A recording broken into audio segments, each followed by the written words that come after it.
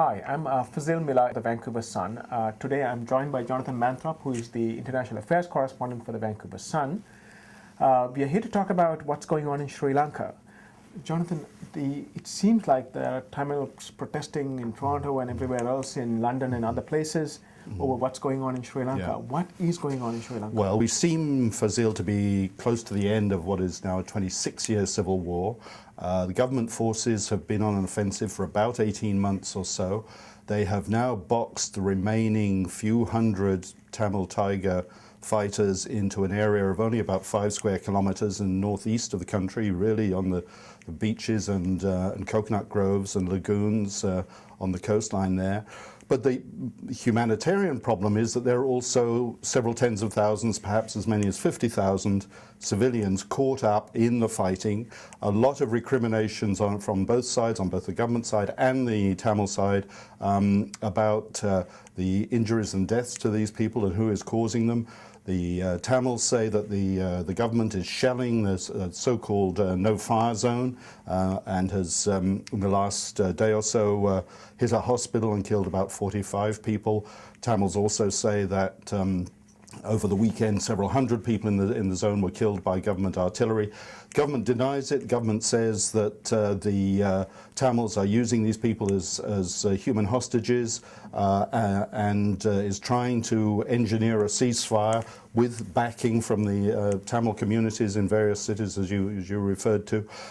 So far, there doesn't seem to be any chance of a ceasefire being agreed by the United Nations, and I think one can probably expect a military end to this civil war within the next few days. What are they fighting? I mean, can you give a sense Sure. of what's going on in terms of what the battle is about, and whether there has been any overtures over the years to come up with some sort of negotiated settlement over this problem, which has been going on for almost 25 years? Yeah, the story really goes back to 1948 when Sri Lanka, then called Ceylon, obtained independence from Britain, and the population of the country is made up of several groups, but the majority are Sinhalese.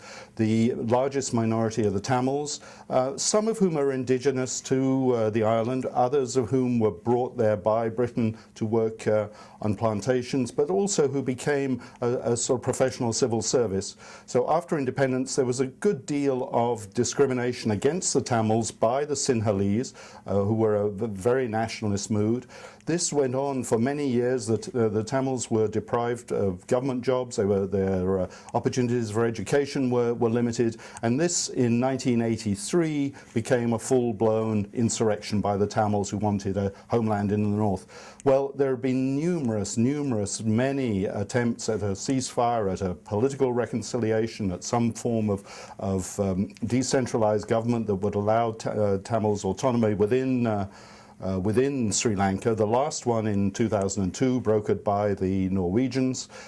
These have all collapsed, and they've all collapsed in large part because I think bad will on both sides, one has to say. There are no guys in white hats in this affair. There's been atrocities on both sides. But I think that the Tamils have always felt that because of their support from their diaspora in various countries of Europe and North America, that they might in the end get full independence. And that has, I think, been a major catalyst in keeping the civil war going.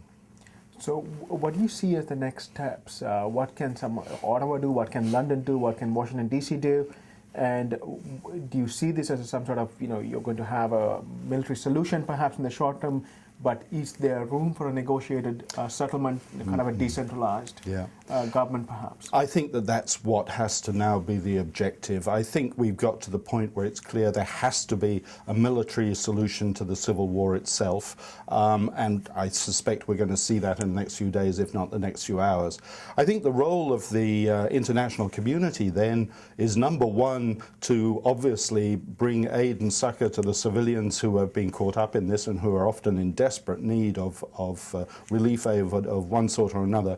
But I think then the important role for the international community is to ensure that there is goodwill on both sides and a real attempt to produce a constitution for Sri Lanka that gives the Tamils proper autonomy within the Sri Lankan state, and it's going to require, I think, pressure on the Colombo government, the Sinhalese-dominated Colombo government, to ensure that. But I think there's a huge job of reconciliation to do here. The recriminations between the two communities over really what is now over, well, 60 years, has been huge, and there are deeply ingrained hostilities and suspicions which are going to take a long time to deal with, and the international community can play a role in that.